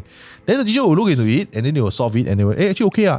So it could be a case of human user error by haunting, not because the ghost is inside the computer, so it's corrupting your thing. So it's a bit like when like the ghost kind of blinds you, then you're lost. Okay. Yeah. In that sense, it makes you make mistakes. Right. Yeah. So and you're alone. So that is a very good way. So basically, the ghost gaslight you lah. I see now. I wonder, has there ever been a lecturer at this tertiary institute that's accepted that as a reason for late work? I think generally lecturers, they will be a bit more chill lah. Okay. You first time you give me this stupid excuse. Okay, I accept. Second time, come on. Yeah. So I would say that it's probably haunted. But at the same time, it's not like every single student will kena. Yeah. What makes you think that the student will say the name or pay respect to it? Because it's he say, she say what, right? Yeah, maybe this person is like, oh yeah, I got say, but this person is like, no, the nonsense, say what, yeah. Yeah. So I will put this question out there to the probably the one film lecturer that I do know. Yeah. Wesley. If one of your students comes up to you and says, I cannot deliver my project. Ghost corrupted the file. Yeah. Please tell us how you respond to this. Yeah. I think, I mean, if I'm the lecturer, I'll be like, okay, you obviously did your research. You know what I do. I'll give you one chance. Just one. And make sure you record in another studio, not this studio. Okay, I'll give you one extension. But if you still got problem, I say it's either I fail you or you go and find a BOMO. And tell the BOMO to write a letter for me and extend you again. Yeah. Fair. Fair. Okay. In all fairness, right? If the student commits to getting a BOMO letter. Yeah. No. You know what? Not even a letter. Tell the BOMO come and see me. If the BOMO comes down, right? You know what? Fair enough. Whether true or not, right? the student took the effort. I can respect the effort. Yeah. And they also spend the stupid amount of money to actually get it. That means, right, they are either super committed to lying, which I also give props to. Correct. Or like really got something wrong. Correct. Yeah. So either way, yeah. I don't know. I feel like all these kind of audio recording things, right, is digital is basically perfection, really. Yeah. The technology is there. I mean, slight tangent.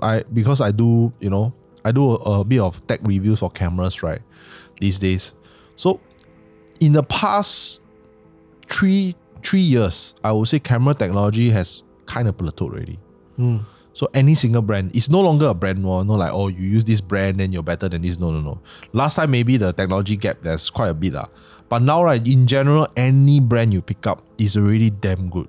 It's really, really miles ahead already.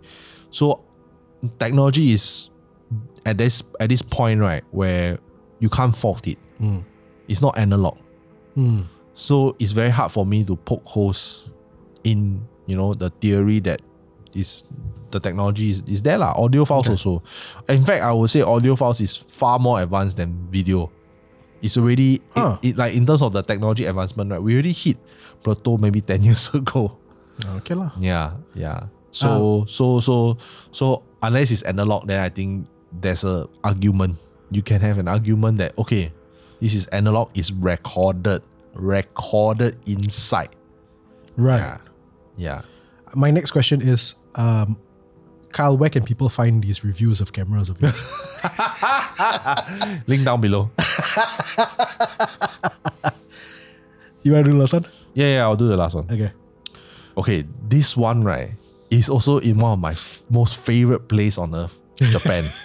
And rightfully so, last story. This is not just one particular school, but an urban legend that has spread throughout Japan and told in most of the schools in Japan. Even if you have not heard the name Hanakosan, wow, this sounds creepy. Chances are you've heard about, her ways of haunting. She's the spirit of a girl with a bob haircut, that's very important, that wears a red skirt or dress. She either, unalive herself on a school's third floor toilet, or was murdered in the toilet, or died sometime during a World War II air raid in the toilet. So basically she died in the toilet lah. Yeah. So she can be summoned, right, by knocking the third stall's door 3 times by calling her name lah.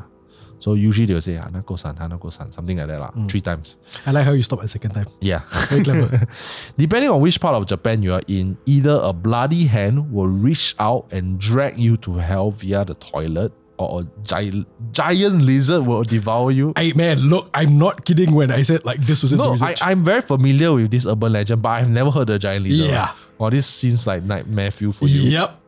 So Hanako-san has been an urban legend for Japan for around 80 years at this point. Her story's been told in everything from manga to video games to movies. Yeah, I remember seeing the movie clip. That was quite creepy. I feel like I've probably seen. Okay, that's like I feel like I've probably seen something like this in a Japanese horror movie, but I don't remember the name being attached to it. Yeah, third floor toilet, third cubicle, Knock 3 times. Yeah, so 333. Okay, I can see why. But what if there's only second floor? I'm genuinely thinking like, what if there's a second cubicle, then there's no third cubicle? No, second floor. There's no third cubicle. There's second cubicle. Does it count? No, right? It doesn't count, right? You get a slightly less scary version. Yeah. She don't drag you to hell. She's like, can pass me toilet paper? I ran out. Yeah. So, that's pretty creepy. Yeah. I mean, I've heard of this, and of course the sleep mouth woman lah. These two are the most famous urban legends that to come out from Japan. But this one is for kids. Yeah, Japanese schools can get quite creepy if if it's like quite not as lively lah. Yeah, so to say. Yeah, This feels. I like how you say it's for kids, because it does feel like something that's been around for 80 years. So this definitely feels like a much older urban, like the slit mouth woman. That sounds more modern because it's more like visceral. Yeah. This one is hand reach out or giant lizard. Is that the secret origin for that Spider-Man villain, the lizard guy? I was thinking like this is Godzilla's son or what when you go to school.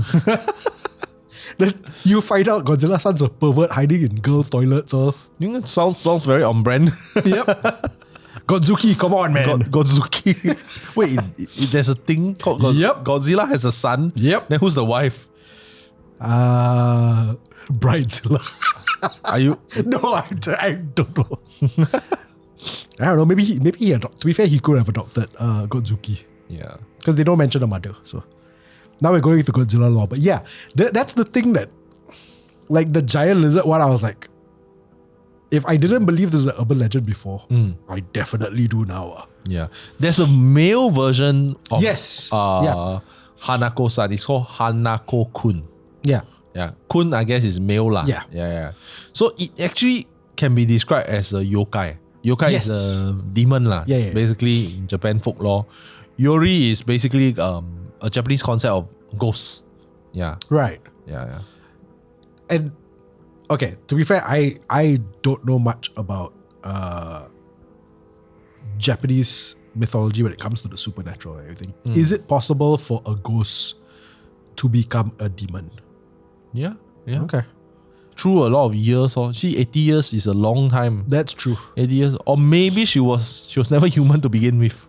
But puts on a disguise as if she's human. Yeah. Okay. And it goes with the whole idea of like, like demons somehow like to portray themselves as children. Yeah.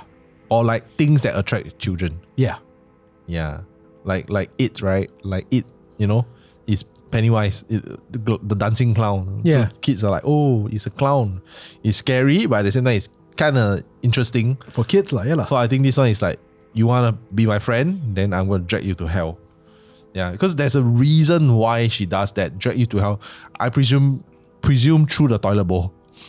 There's some man in black shit through the toilet bowl. It's a disgusting way to go but yeah. We are talking about shit a lot in this episode, way more than I expected us to. Yeah, it's gonna be a toilet episode. So anyway, there's a 1995 film about her. It's called Tore no Hanako-san. Yeah, so it's directed by Joji Masuka. 1995 horror film. I need to get this film. Yeah. I have never heard of this film before. Neither have I. And this is just before, just before, I can't remember the exact dates, but I imagine like The Ring and... around the same time. Around the same time, yeah. Around the same time. I believe that Ringo started work in the 80s. Right, that makes sense. Yeah. So actually there were quite a few films that were made about her. Yeah. So she's so like prominent. Yeah. I mean, it goes back to that the Internet Urban Legends episode we did, where this kind of thing it imprints itself so much on the culture that it starts being translated into, like we said, like video games, movies, manga, and all that lah. Yeah.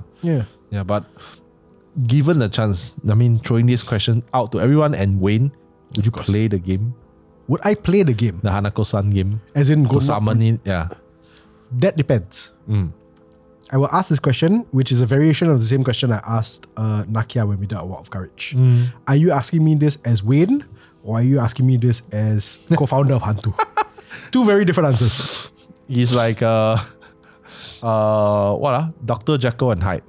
Correct. So he can change on. He can change horror mode. Correct. There's professional and then there's personal. Personal, no. I will not do it. Yeah. It's the same reason why, like, when I was a kid, I remember watching only the last half of the original Candyman movie. And like I heard this also ties into like that Bloody Mary myth and everything like that. So it's the same idea. You go somewhere, you have to mention the spirit's name, like usually it's 3 times, and then they will appear, and it's a dare kind of thing lah. They give me this might tie into why I'm so freaked out by doppelgangers. Like staring into mirrors for extended period of time freaks me out. And I'm quite sure it goes back to Candyman. So for something like this, which is similar, doesn't involve mirrors, but similar enough where you're supposed to like do a ritual and like call out the name and like call them. No, I'm never doing this. However, for the content, I will try it once. Yeah. I'll probably do it out of love for Japan. I like all things Japan. That's a weird way to express your love for Japan. It's not to express, it's because I'm curious about the culture. Would you do it in Japan or would you do it anywhere here? In Japan. No. Has to be in Japan. I won't do it in Singapore. Because I won't do it in Southeast Asia. Because later we summon something worse. Maybe it's like cultural bias. Like I feel like you cannot be as bad as Southeast Asian. That's true. The only thing that I'm genuinely afraid of in Japanese folklore is probably the last time when we did the episode Hachisaku-sama. Yeah. Did that episode 50. The Halloween one. Yeah. That I'm scared of. Yeah. That because it feels like it can follow you anywhere. Yeah. But I'm not a kid lah, so I'm protected. You don't attack kids, what? But that's a child's problem. That's a child's problem. Hanako-san apparently also rules the toilets, so she technically can enter anywhere. So she was like sewage. So lizard lah, lizard. So you know who you need to send to beat her or not? You send the Ninja Turtles, bro, to fight her. Wow, then you pay them in pizza. That is so fitting in so many ways. Sewer, plus train in ninjutsu.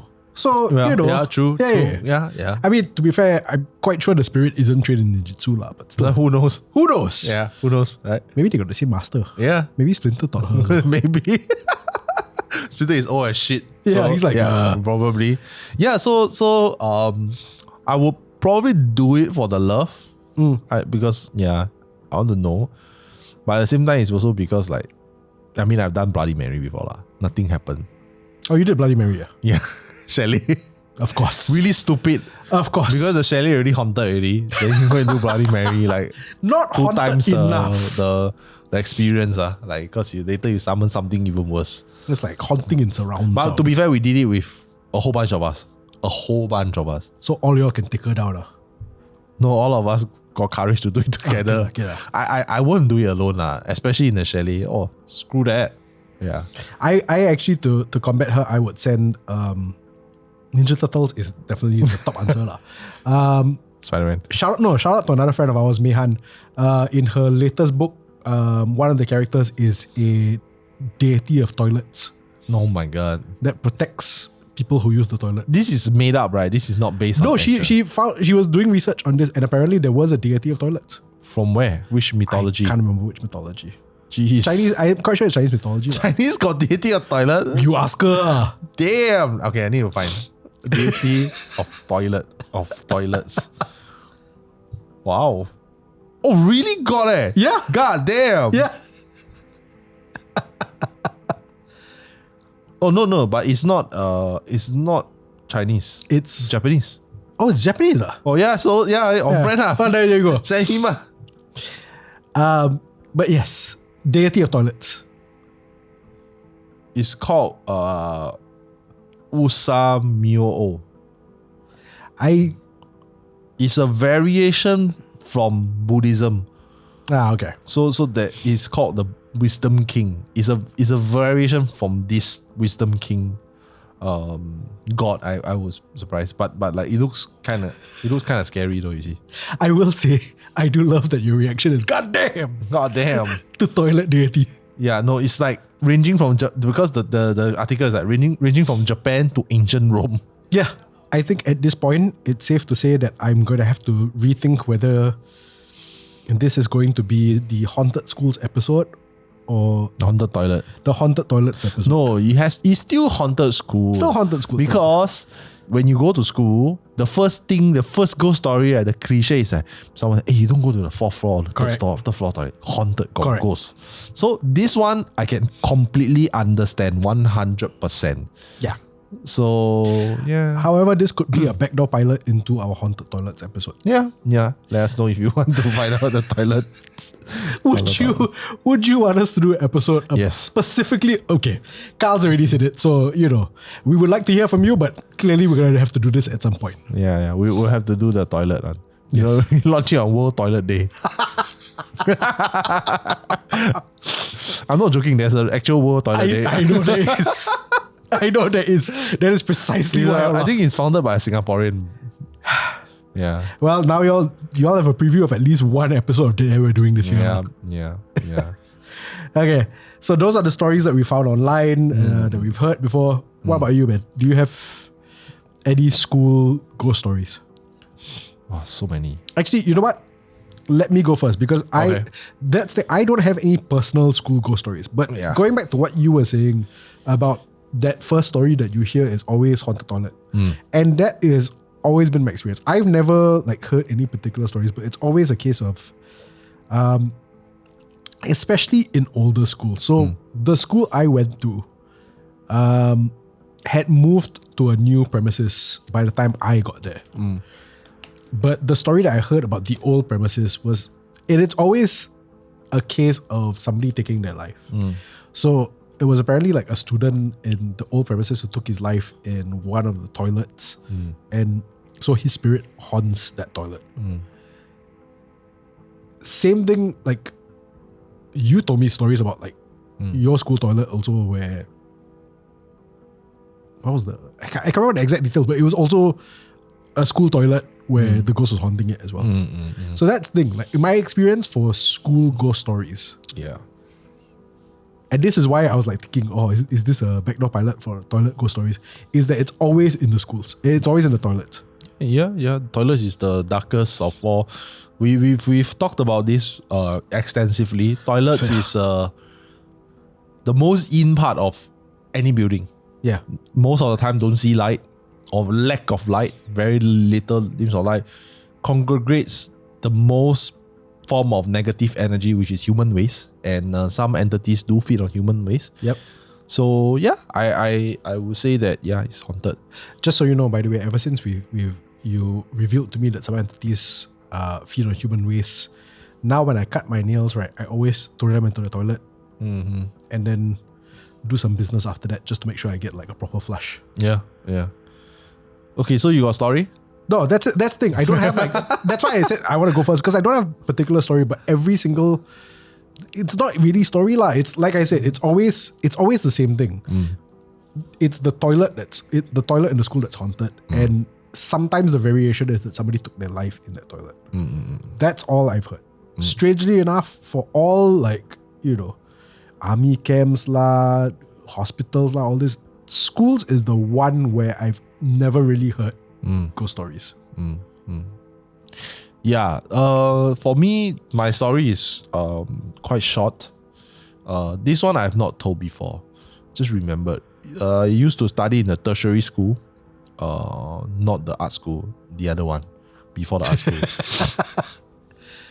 Public information. So this tertiary school is in the east, Simei, to be very accurate. To be very accurate. Yes. It's a very large campus. So we had a student camp lah. So then they are so big that they actually have their own campgrounds. So you can actually stay. So those are hostels for foreign students and for camp activities. Right. So we wanted to go into this camp and stay overnight. I think for one night. It was only for one night. Right. Then we had some leadership building things. Yeah. So just nice, there's always people in your class that have the third eye. So as we are waiting for keys by the facility to open, right, two of them went up front to look into the building, because it's like a staircase. Then then you can see the hostel. Then it has a little glass on the door. You can peep into it. And the two of them went in. Then they straight away, hey, this place is very haunted. Got a lot of ghosts inside. I'm like, bro, come on. Don't bullshit lah. Then the other lady, so they are not friends. Right. So it's this guy is ah beng. Then this person is like a good student. So they're not friends, but they're saying the same thing. Then they later go up and it's like, yeah, I think got ghosts. They're like, so I can see ghosts. I'm like, and then teenagers being teenagers, you're like, hey, you stupid lah, you crazy lah, you go ghosts. Then we make fun. I also make fun. Then and then we went in. So but then he kept telling us that, hey, it really got. So we checked in at about 5 p.m. Right? There were some activities, but then mostly the first day very chill. So we just, sat in our room. But I was a bit scared lah. I was very scaredy cat when I was a teenager. So I decided not to sleep. I say I'm not gonna sleep. And you put a whole bunch of teenagers at night. What do? They don't sleep. They just play game. Yeah. So we already decided not to sleep. And I decided not to shower alone. So my friend, hey, together we'll go shower. And the toilet is very creepy. It's like one of those like plastic door that creaks. Ooh. Very similar to the Golden Mile one. Yeah. So we quickly shower and we zao. There was one point where I finished showering with my friend, different cubicles. So I came out, then he also came out. Then one of the cubicle doors opened on its own. What a basket. Then he was like, hey, cow. Then now he's a believer. Then I was like, no lah, I don't think it's a ghost lah. Then I go and peep. There was some guy peeing in there lah, bastard. He just never closed the door properly. Then he said, you look at me. It's like, stupid boys being stupid boys. But nothing much happened. Nothing much happened. But for our dormitory, for the hostel, right? The males were at 3rd floor, the females were at 2nd floor, then 4th floor was empty. So we all heard people running on top of us on the 4th floor, and we were like, we only realized that the next day. Hey, got people stay in 4th floor? The teacher stay? No. They said nobody stay in the 4th floor. Only us. And then the guy's like, you see, I tell you got ghosts. He felt so validated. Got ghosts. But we were still like, full of shit lah. You. Yeah, two things can be true lah. Two things can be true. Yeah, but got ghosts. But your instance, I was so happy. I was like, oh, but I probably couldn't have slept also lah. Yeah lah. To be honest, if I stayed there, because it's just a whole bunch of boys not sleeping. Walao, what did we do? We just play cards all night. Nothing. We didn't do anything else. We just play cards all night. And because you're a teenager, you play cards all night. You never sleep. The next day you can still function. I know. For some reason. Yeah. I miss being able to do that. Yeah. So that's my ghost story. I actually, while you were telling it, it suddenly reminded, not really a story lah, but this happened to my friend. So going back to see, must put on radio voice. Going back to my famous story of encountering that weird beast in the middle of the night. That I've said before, like this rubbish place. I won't get into the story once again because I've told the story so many times. The rubbish place where I saw the creature is in between a school and a church. That school used to be an all-girls school. All-girls convent school. So there was one, it was Sunday afternoon. So it's not like there was anybody in school, but there was one Sunday afternoon where two of my friends needed to get something from the school because they went to that school. And obviously they're girls lah, but two of my other friends who are guys were like, okay lah, we follow you lah, because we're gonna go hang out after this anyway, so we can just, it's a Sunday, so nobody's gonna care like if two boys just walk into the school or anything like that. So they needed to go get something, and it was I want to say 2nd floor, some room in the 2nd floor, where they went to go kepo. The two guys went to go kepo. Didn't turn on lights or anything. They went into that room and they said they saw shadows moving around.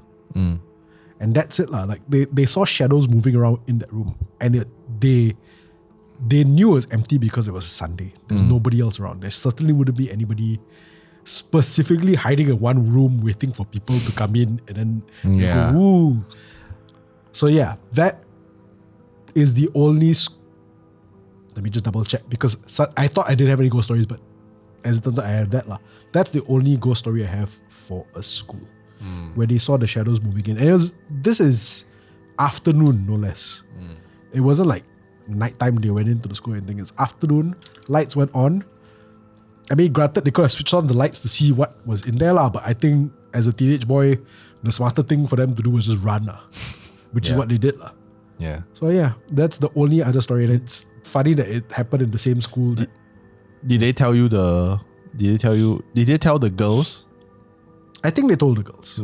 After they came out. After they came out. So they ran out of the school because they saw the shadows. They didn't run out of school. They ran to wherever the girls were. Then they left. Oh. Yeah. Then nothing came of it. Nothing came of it. Then did the girl say, oh, because this place is also haunted? No, the girls didn't say anything. They were also like, what? Really? I can't remember what room it was. I'm assuming it wasn't a classroom. I think it was like a music room or something like that. Yeah, so that's it. That's the 6 school ghost stories that we have. Let us know what other lists you want us to explore. Definitely the toilet. Hopefully we can do it on World Toilet Day. Yep. Yeah. It will be only in terms of content, not in terms of performance. Yeah. The shittiest episode ever. Definitely. Yes. So Happy New Year, folks. Welcome back to HANTU, and there's a lot of things that we're gonna do this year that will be quite fun. Hopefully we can announce a few more projects this year. Yep. And hopefully we will see you in Malaysia for another project this year. And till then, stay safe and study hard, kids. Really study hard. Don't be like me. Yeah. I need to set the precedent. Yes, don't be like Kyle, a successful business owner. No, don't be like me, not studying. Be a more successful business owner. Yes, you have to strive to be better. There we go. 3, 2, 1. Remember, just because they're stories, it doesn't mean they're not true. Good night, everyone. Bye-bye. See you guys. If you want to stay up to date on HANTU or listen to our other podcasts like Ghost Maps, subscribe now and follow us on social media. Look for We Are HANTU or click the links in the description. You can also be one of our supporters on Patreon. Dead Air is a HANTU production, hosted by Kyle Ong and Wayne Ray, with album art by Jolene Lim, and recorded on Audio Technica mics.